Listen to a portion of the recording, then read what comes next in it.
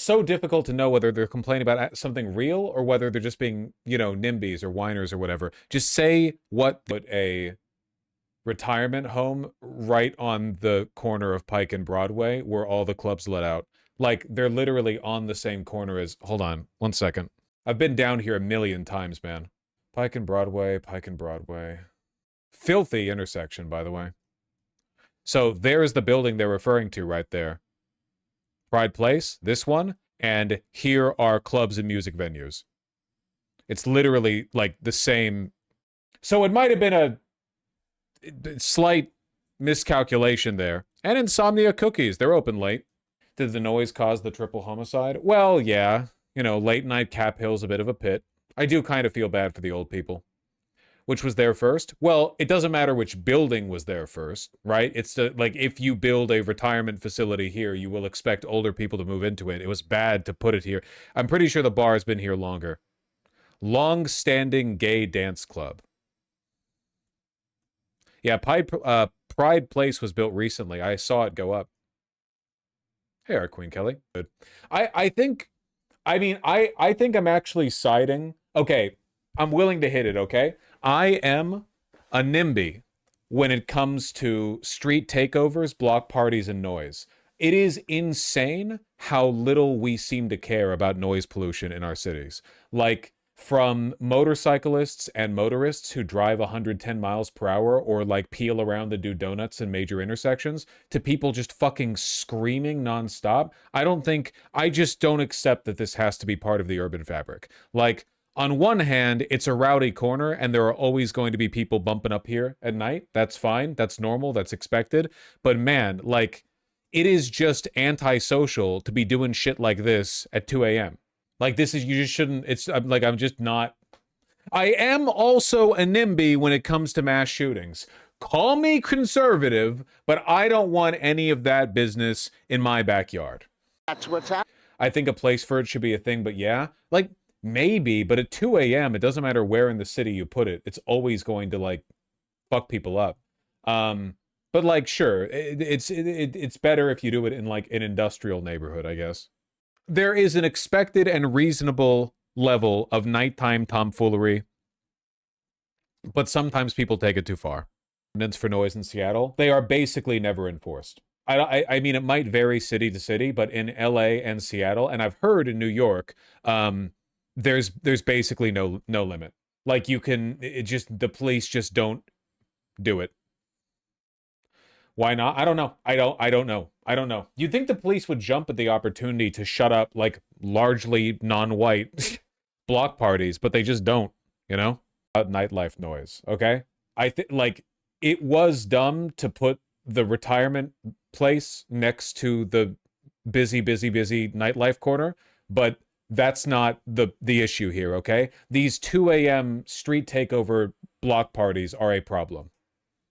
Libs will say pores like this. Yeah. There's like a subset of white people on Twitter who will be like, don't you know historically marginalized communities actually like these? Don't you know that black families actually like being woken up at 2 a.m. to the sound of a bunch of like fucking like street party car bass blasting bullshit at 2 a.m. They love that shit, you know? It's their culture. I don't think that's true.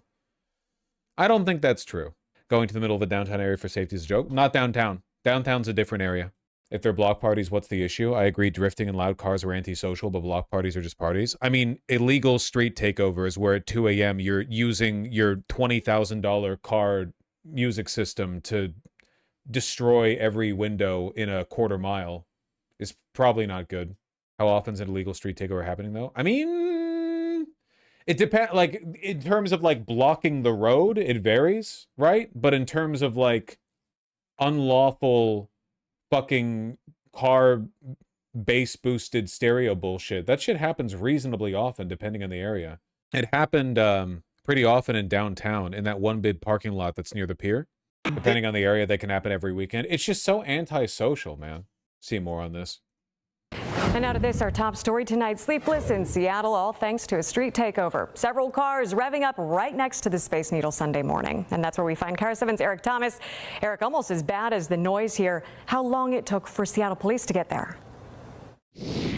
Well, this is the intersection of Broad and Denny, and you can still see what was left behind on Saturday right here in the street after. Would a higher trust society help solve this? Yeah, of course. I don't think a high trust society would have people coming out at 2 a.m. to peel donuts.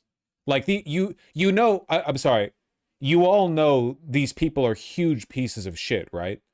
Like, when a bunch of young like dudes go out and block an intersection with their cars and start doing donuts and blasting me, like, these people are fucking awful.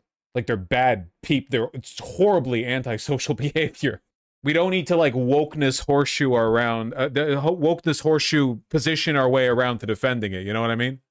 A dangerous street takeover, but what's almost as bad as that is the response from SPD, which took more than 20 minutes. This is a wonderful property. I love living here, but I have to accept the fact that all of this noise... Isn't this kind of a Trojan horse? Tons of nightlife has been destroyed by noise complaints. Yeah, but we're not talking about, like, a rowdy club. We're talking about illegal street takeovers where they're fucking demolishing the area around them noise-wise. Totally different. Again, we're not talking about just, like, rowdy nightlife.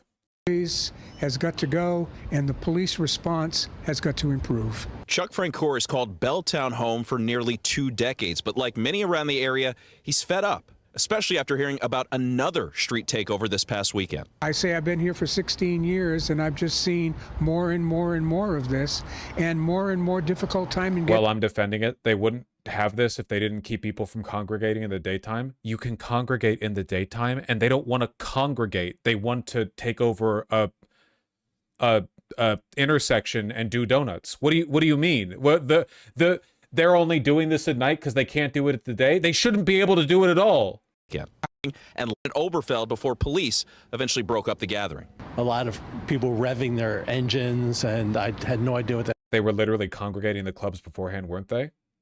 No, these aren't the club goers. I mean, it's an overlapping but not identical group. The hell it was, especially being at 12:30 at night. And so I waited and I just said I'll bide my time and see what happens. Oberfeld wasn't asleep when it happened, but as you heard, also didn't contact police or follow up with anybody else inside the building. Likewise, Luciana Cortez, who lives right around the corner and heard the whole thing, admits she could have done more. To tell the truth, I didn't do my part either. You know, I didn't call the police. I should have. On top of the SPD don't give a fuck, dude. SPD don't give a shit. Disturbance and damage to the street, SPD says a 52-year-old man was assaulted while trying to move a Lime scooter that was blocking the intersection. His car also damaged before he was attacked. No word on his condition or any injuries, but as far as the takeover, no arrests have been made, and there are no suspects. Now, as we bring you back out to the intersection, we did speak with SPD this afternoon, who told us they expect... And they said, lol, Lamau. Expect to hold a press conference right here tomorrow morning at 10 a.m. at the intersection of Broad and Denny. We'll bring you any updates. Doesn't the U.S. have enough parking lots to do donuts safely? But they want to block traffic. They're antisocial. They enjoy blocking that's part of it. There are parking lots. They could go, a lot of them drive here from the suburbs to do this. They're choosing a spot like this because they want to be assholes.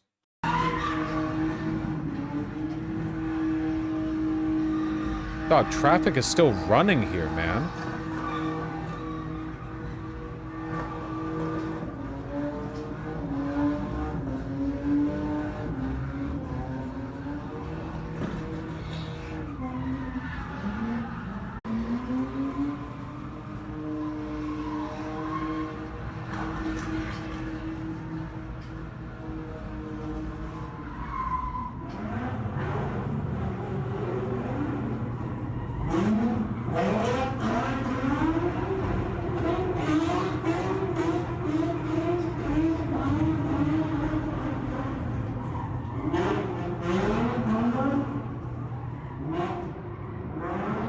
The purpose of these is often filming clips and making content. Yeah, the most obnoxious, like, hypebeast TikTok dipshit you know is showing up to these to film it, to farm clout. It's not like an authentic culture or whatever.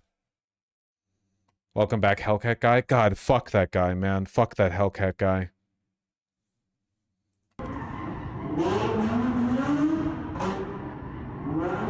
I have a few friends who are deeply involved in takeover culture, and it's funny how much you guys don't seem to get it. There's literally a shooting at like every other takeover. Yeah, because they're like unironically thugs. I don't know. It's like what they're literally like jobless, drifting, low IQ street delinquents who are looking to like actively seeking out opportunities to ruin neighborhoods and inflict their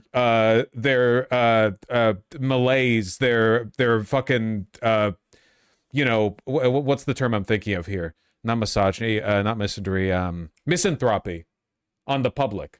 Doesn't it tear the shit out of the tires? Yep. Also, this is where the majority of microplastics come from, by the way. That's why I've said tire brain in the past.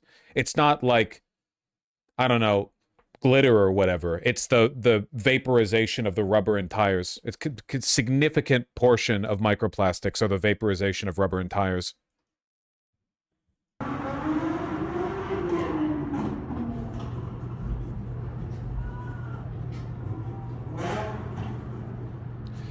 I know, Courageous Secret. Just keep in mind the people doing this are not gay. Like, stopping this would probably be to the benefit of the actual gay people in Cap Hill. In fact, it is more likely these people are doing these street takeovers in Cap Hill because they are homophobic than because they're gay. Yeah, gay people don't drive.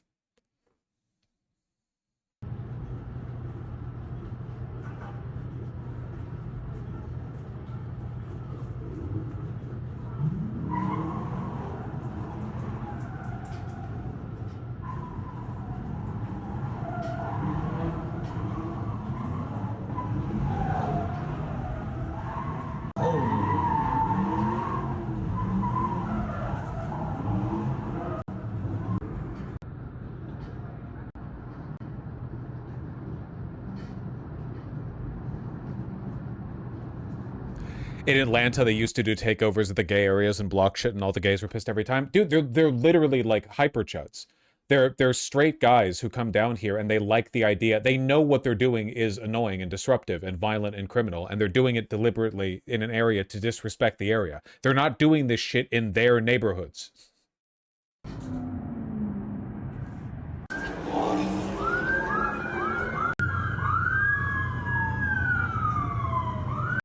It took like 20 minutes for the cops to show up. How long? 38 minutes for the cops to show up? Jesus Christ. Oh, here's one, Belltown? No, not interesting footage. Not interesting footage. So fucking lame, dude. It's like a traffic camera?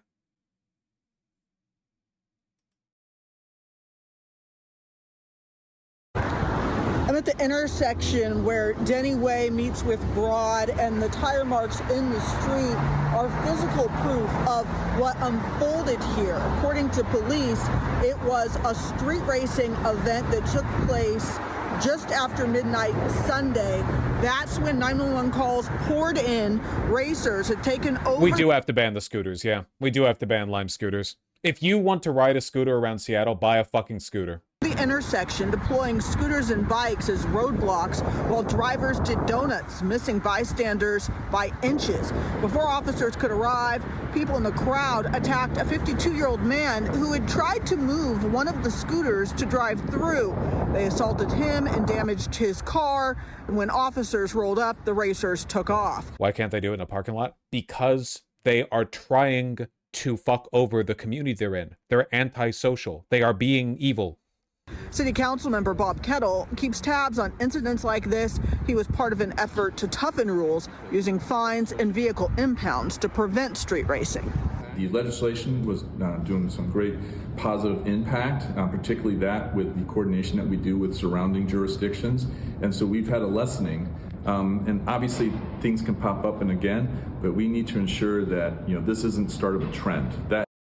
Can't blame chat for not understanding what a street rape party is. They just don't go outside. I know. I'm a little bit defensive about it. I will admit. It's just sometimes it bothers me. It reminds me of the person who emailed me and got mad at me because I said you shouldn't do crack cocaine in a subway car.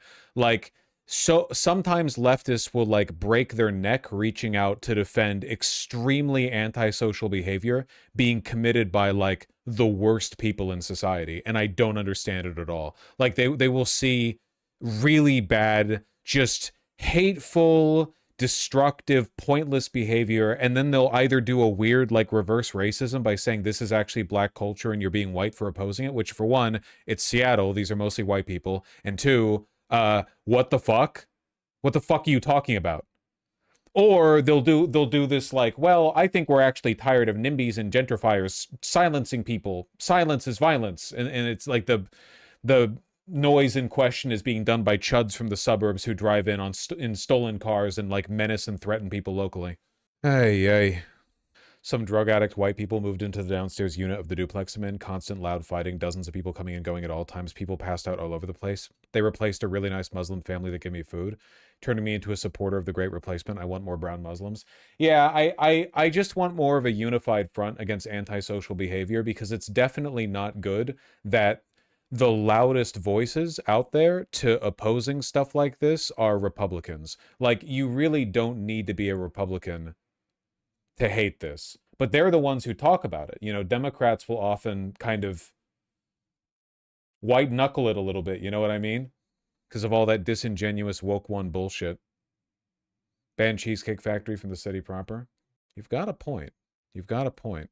Remember the asshole who drove his Dodge Hellcat through the Belltown at like 100 miles per hour at 2 a.m.? You mean did it like 1,000 times? Yes, I remember. Yes, we all remember the fucking Hellcat that the cops did nothing about for years.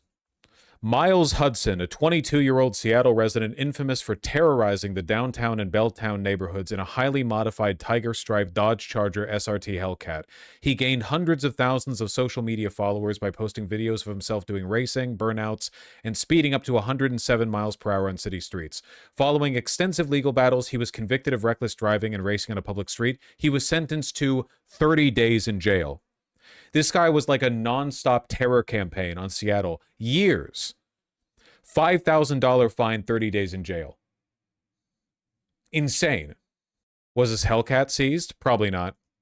Specifically, Hudson was sentenced to 364 days in jail with 7 days credit for time served and 327 days suspended, meaning he'll only spend 30 days behind bars.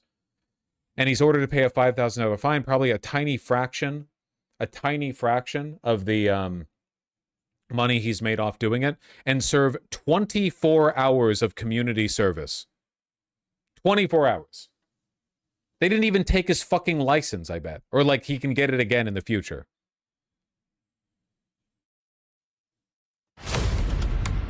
Ad on a fucking news site? Fox 13. Just announced in the last hour a verdict in a high-profile reckless driving trial. Miles Hudson, also known as the Belltown Hellcat, has been found guilty of reckless driving and reckless driving racing. They sound similar, but they are two separate charges. Hudson racked up tens of thousands of dollars worth of noise violations while making videos driving his modified Dodge Charger Hellcat.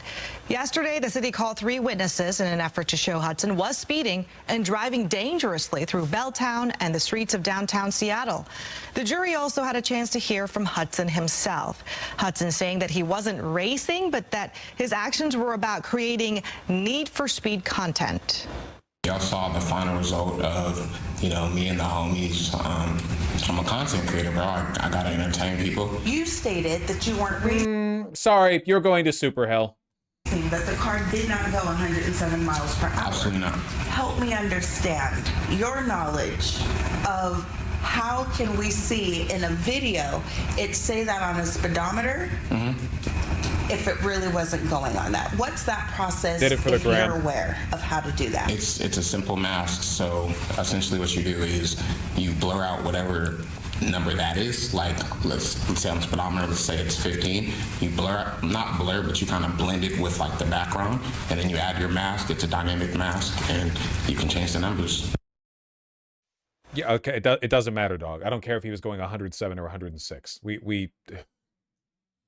It is day 2 of a high-profile trial in Seattle's municipal court where Miles Hudson, known as the Belltown Hellcat, faces serious charges of reckless driving and street not racing. so serious, apparently. This case has drawn significant attention due to Hudson's viral videos and the public safety concerns they raise.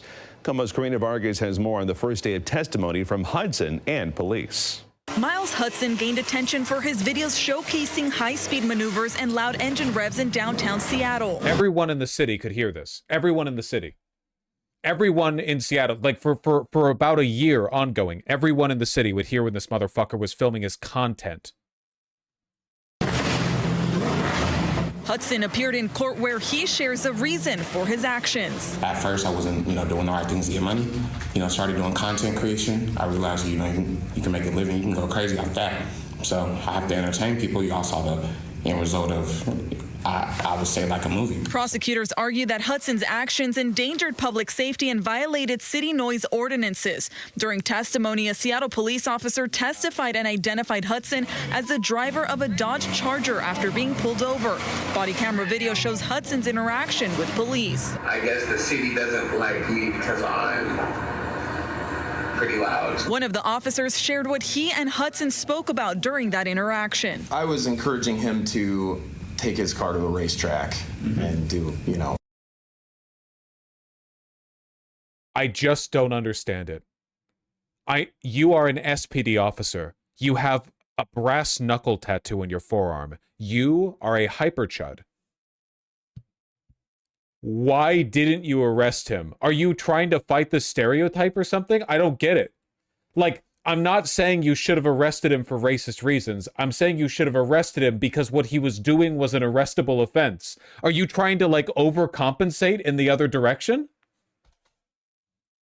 his bit legally, and he was telling me that he has almost 700,000 followers on social media. And the cop was like, damn, dog, that rules. All right, peace. Showed jurors video evidence showing Hudson hitting 108 miles per hour on a street in Seattle. Hudson took the stand and denies that he was street racing. Hudson's defense claims he edited the video. We came up with some need for... Yeah. 21 home monitoring violations. This was before the big trial. Okay, his car has been impounded. They need to fucking trash that shit, man. What the fuck is this? LA Takeovers vibes? Oh, God. The content. Nah, man, you don't get it. This is like authentic urban culture that has to be protected or whatever. Niggas swear to God on them all they saw. Gotta understand when you fucking with standards. We all in the hand, just fingers on the box, cause we all... Sorry, the music is copyrightable. I had to mute it. Where is this? What is that? What intersection? It's LA? I can't. There's too much blur. I can't read the street signs. Oh my fuck. Yeah, sure, man. 30 fucking. Reaching 107 miles an hour, speeding through the streets of Seattle, boasting on social media has led to this. 30 days in jail and a list of rules to follow for the Belltown Hellcat driver, Miles Hudson. I really want to impress on you how much you need to change your behavior. It's clear I'm trying to protect the public, but I want you to be clear. I'm also trying to protect you. Urban culture should be quiet, calm, and peaceful. I disagree. I just think that if noise is going to be made in a city, it should be made by people. That's my limit.